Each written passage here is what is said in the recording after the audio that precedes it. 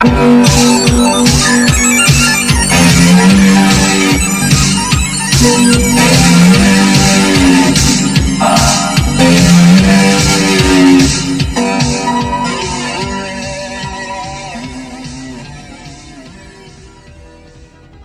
man, the machine, Street Hawk. It's 1985, and you're 11 years old, glued to the television on a Friday night. A black motorcycle screams out of the darkness at 300 miles per hour, rockets blasting, lasers flashing, while a killer synth soundtrack pounds in your chest. 1 second it's there, the next it's gone, like a phantom that never really existed. You remember the bike, you remember the music, you remember loving something that vanished almost as fast as it arrived. Street Hawk. 13 episodes, and poof, nothing. No reruns, no second season, no explanation that ever felt good enough. Everyone assumed it was just another 80s gimmick that flopped. But the truth is way darker, way messier, and a lot more expensive than anyone ever told you. By the time we're done here, you'll understand exactly why the fastest motorcycle on television never got the chance to finish the ride, and why some people in Hollywood still flinch when they hear that name. Ready? Let's go back to the beginning, when a wounded cop and a secret prototype were supposed to change everything.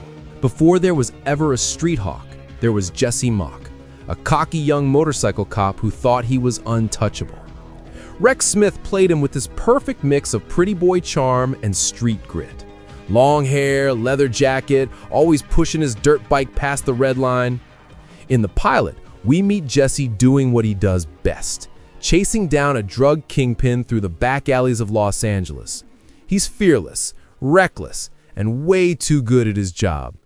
His partner rides shotgun in the squad car, feeding him directions, and for a minute, it looks like just another routine bust. Then, everything explodes. Literally. The Kingpin's men open fire, Jesse's partner is gone in seconds, and Jesse himself takes a bullet that shatters his knee. Career over. Badge handed in. Suddenly, the hottest cop on the force is limping around on a cane, doing PR photo ops for the department because they feel guilty. That's the version you saw on screen anyway. What most people never realized is how personal that opening was for Rex Smith himself. He'd spent years as a Broadway rock star, the lead in Grease, sold out arenas, the whole deal. Then watched his music career stall out. Jesse Mach's fall from grace was basically Rex living out his own fear of becoming yesterday's news. He threw himself into the motorcycle training so hard that he was doing 200-mile-an-hour test runs before the stunt team even showed up. The crew said he refused doubles for anything that didn't involve fire. He wanted the audience to feel that same rush he was chasing, proof he could still be number one at something. And for a shining moment, it looked like it was going to work. Test screenings for the pilot were through the roof. Kids were drawing the bike sketches in their notebooks. ABC executives were already counting merchandising money. Everyone thought they had the next Knight Rider, only cooler, faster, and on 2 wheels instead of 4. But Hollywood has a way of punishing anyone who believes the hype too early. And Jesse Mach, both the character and the actor riding him, was about to find that out the hard way. Because the real problems didn't start on the streets of Los Angeles. They started the second someone decided to actually build that impossible motorcycle. Imagine being told you're handed a blank check and told to build the most insane motorcycle the world has ever seen. Not just fast, not just pretty, but a full-on weapon that can hit 300 miles per hour, fire rockets, shoot lasers, and jump over moving buses while an onboard computer cracks wise in your ear. That was the assignment given to a small team of engineers in a Universal Studios backlot in 1984. They started with 15 Honda dirt bikes, mostly XR500s and CR250s, stripped them down to the frame, and basically rebuilt them into something that belonged on the cover of a sci-fi comic. The bodywork was hand-laid fiberglass painted glossy black. The hyperthrust rocket booster was a pair of real jet-assisted takeoff bottles borrowed from military surplus. Yes, actual rocket fuel. The front machine guns were modified .5 caliber paintball rigs that fired glowing tracer rounds on camera. The vertical rocket launcher that flips up from the tail? Custom hydraulics built by the same guy who did the DeLorean doors for Back to the Future. 15 bikes total because they kept blowing them up. One caught fire during a night shoot in downtown LA. Another lost its front wheel at 140 miles per hour on a closed freeway and cartwheeled into a ditch. The stunt coordinator quit twice and came back twice. Rex Smith later joked that the only thing more dangerous than riding Street Hawk was insuring it. Then came the sound. ABC brought in Tangerine Dream, the German electronic gods who just scored Risky Business, and told them to make the bike sound like the future. The result was a pulsing, pounding synth track that still gives people chills 40 years later. When that main theme kicks in and the bike launches with the rocket flare, entire neighborhoods stopped what they were doing to stare at their televisions. Test audiences literally cheered out loud the first time they heard it. Merchandise orders poured in before a single episode aired. Lunchboxes, toy bikes with working lights, even a full-size replica that Mattel wanted to sell for $300, a fortune in 1985 money. Critics who saw early cuts called it Knight Rider on cocaine. Everyone, from the janitor to the studio head, thought they were holding lightning in a bottle. But lightning is tricky, and the people in charge were already making decisions that would turn that bottle into a Molotov cocktail. Because while the bike was busy becoming a legend in the garage, the network was playing musical chairs with the schedule, and nobody bothered to tell the motorcycle. Street Hawk was originally locked and loaded for Monday nights in the fall of 1984, right in the heart of primetime, the same slot that had just turned Knight Rider into a juggernaut. ABC had the posters printed, the promos cut, the cross-promotion deal signed with Honda and Mattel. Everyone was ready to ride. Then a funny thing happened. A little summer replacement show called Call to Glory about a 1960s Air Force family started crushing the ratings. ABC panicked in the best way possible. They extended Call to Glory into the fall, which meant something else had to move. Guess which show got kicked to the curb? Street Hawk. Bumped all the way to January 1985, and not even to a decent night. They shoved it onto Friday at 9 p.m., the graveyard shift for action shows. Friday was date night, movie night. I'm definitely not staying home to watch television night. And worse, it was sandwiched between two juggernauts. Across the dial, NBC had Knight Rider in its third season, already a top 20 show. On CBS, Dallas was entering its 8th year and still pulling 30 million viewers like it was nothing. The head of ABC scheduling later admitted they basically sentenced the series to death row before it ever aired. Internally, executives started calling it the mid-season sacrificial lamb. One memo that leaked years later even said, "We'll burn off the 13 and move on." Burn off. That's Hollywood speak for, we already gave up. Rex Smith found out about the Friday slot the same week they finished filming the pilot. He walked into the production office, saw the new schedule taped to the wall, and just stared at it for a long time. Joe Regalbuto, who played Norman Tuttle, said Rex finally turned around and muttered, "Well, guess we better make the bike go down swinging." They did. The cast and crew poured everything into those 13 episodes, hoping lightning could strike on a Friday. But networks don't change their minds because you try really hard. And while the team was out there risking their necks every night, the bike itself was starting to fight back in ways nobody saw coming. Because those beautiful, expensive prototypes, they were falling apart faster than the ratings hopes. You know those scenes where Street Hawk rockets off a ramp, soars 30 feet in the air, and lands perfectly on the other side of a moving semi-truck? Pure television magic, right? Except the magic came with a body count of motorcycles and almost a few humans. The bikes were never designed to survive a full season. The hyperthrust rockets, real military JATO bottles, could only be fired a handful of times before the frames started cracking. The fiberglass bodywork looked sleek, but shattered like glass the moment it kissed pavement. By episode 6, the crew'd already gone through 11 of the original 15 bikes.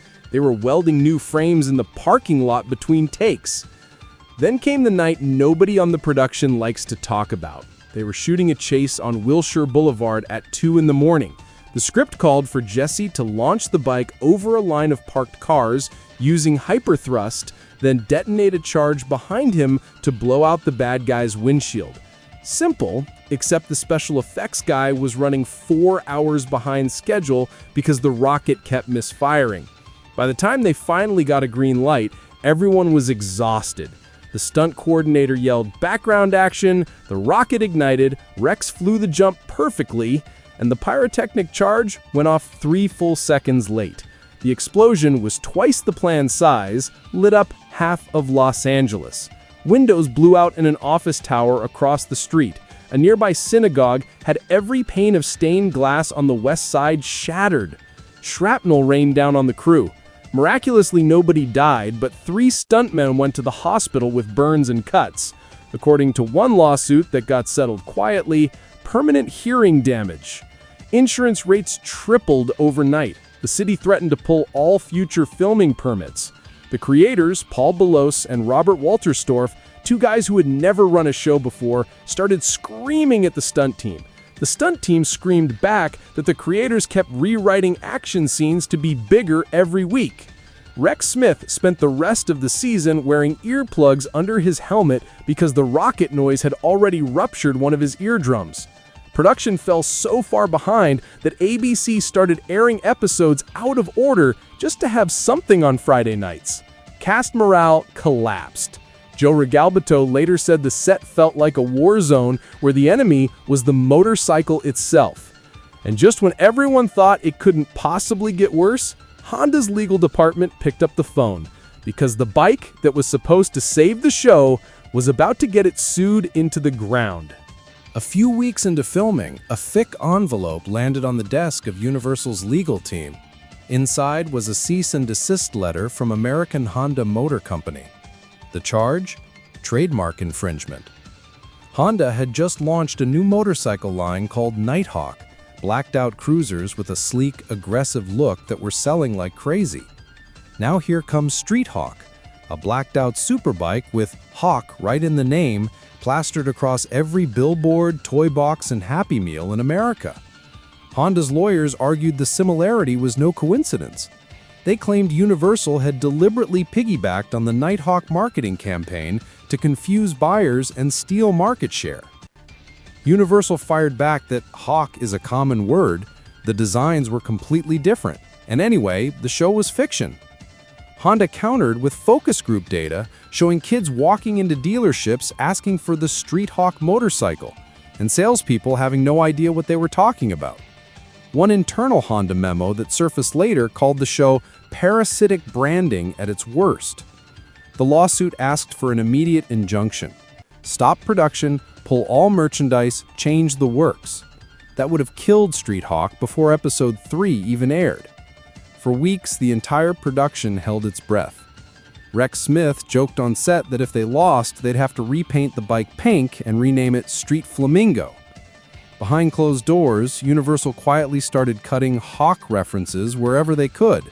The toy bikes that Mattel rushed into stores suddenly shipped with generic Supercycle stickers slapped over the Street Hawk logo. Promo posters got recalled. Some international markets aired the show as plain Street Hero. The legal fight dragged on for months, draining money the show desperately needed for stunts and effects. In the end, Honda dropped the suit right after ABC canceled the series. Most people in the industry read that timing loud and clear. Once Street Hawk was dead, it wasn't worth the legal fees anymore. But the damage was already done. Sponsors got cold feet, merchandise orders were slashed, and every time a network executive looked at the budget sheet, all they saw was a giant red warning label that read lawsuit risk. The motorcycle that was supposed to be the hero had officially become radioactive, and Friday night viewers were about to deliver the final blow. January 4, 1985, premiere night. The pilot pulls a respectable 18.1 rating and a second-place finish behind Dallas. For one brief, shining week, the crew allowed themselves to hope. Rex Smith bought champagne for the entire cast. Someone hung a banner in the production office that read, "We beat Knight Rider." Technically true, because NBC had aired a repeat that night. Then the next Friday came. Dallas climbed back to 25 million viewers. Knight Rider returned with a new episode and crushed everyone. Street Hawk slipped to third place and never climbed out again. Week after week, the numbers told the same brutal story. 14 million, 13 million, 11 million, 9 million. By the time episode 8 aired, the show was barely cracking the top 50. ABC started slashing the advertising budget. Promos that were supposed to run during the Super Bowl got yanked. The glorious 30-second spots with Tangerine Dream's theme blasting over rocket jumps disappeared overnight. In their place, tiny 15-second bumps squeezed between soap opera reruns. Inside the control room, the mood turned poisonous. The creators kept demanding bigger stunts to win viewers back. Give us another bus jump. Make the rocket louder. The stunt team kept answering, with what bikes? We have 3 left that still roll. One assistant director was overheard screaming on the phone to his agent, "I'm making a show that's already canceled and nobody told the writers." Fans wrote letters by the thousands, actual paper letters, because this was 1985, begging ABC to move the show to another night. A 12-year-old kid in Ohio started a petition that got 1,200 signatures and made the local news. ABC sent him a form letter and a Street Hawk sticker. The final episode aired May 16th with no fanfare, no season finale graphic, no hint a second season was even in discussion. The last scene has Jesse riding the bike into the sunrise, while the computer voice says, "Mission accomplished, Jesse Mock." Fade to black, commercial for Benson, roll credits. Most newspapers didn't even mention it was the end. 13 episodes, 180 days from next big thing to whatever happened to that motorcycle show. And the official line from ABC was simple: not enough people watched. But the truth is, even if every single viewer had tuned in religiously, the show might still have died.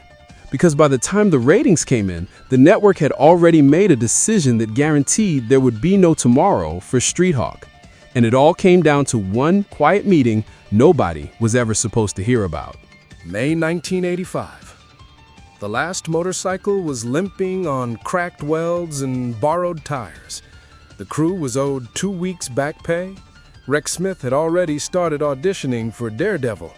And in a windowless conference room on the 20th floor of ABC's Century City headquarters, 6 executives sat around a table and decided Street Hawk's future in under 20 minutes. The head of programming opened with one sentence: "The super vehicle genre is officially over." And that was it. No discussion about moving the show to Wednesday, no talk of summer burn-offs or syndication, just a flat declaration that audiences were tired of talking cars, talking helicopters, and now talking motorcycles. The same week, CBS quietly canceled Airwolf's 4th season order. NBC started phasing Knight Rider toward its finale. The trend that had ruled Friday nights for half a decade was pronounced dead on the spot.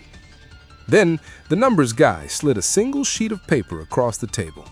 Projected cost for a second season, 16 new episodes, came to just under $18 million. That included rebuilding 8 fresh bikes, settling the lingering Honda legal fees, and covering the insurance hike after the synagogue explosion. Across the bottom, someone had scribbled in red ink, "Risk too high for a show that never beat Dallas once." The decision was unanimous. Cancellation papers were signed before lunch. A few weeks later, Universal held a fire sale on the lot.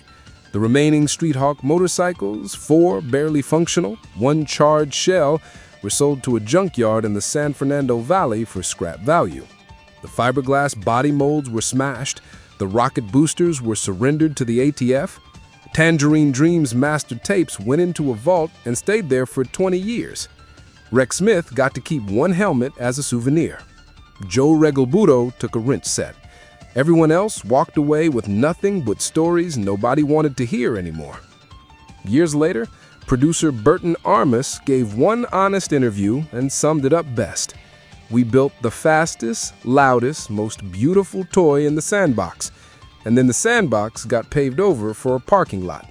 But here's the part that still keeps fans up at night. Every single piece that killed Street Hawk, the Friday slot, the lawsuit, the exploding budget, the genre fatigue, was fixable.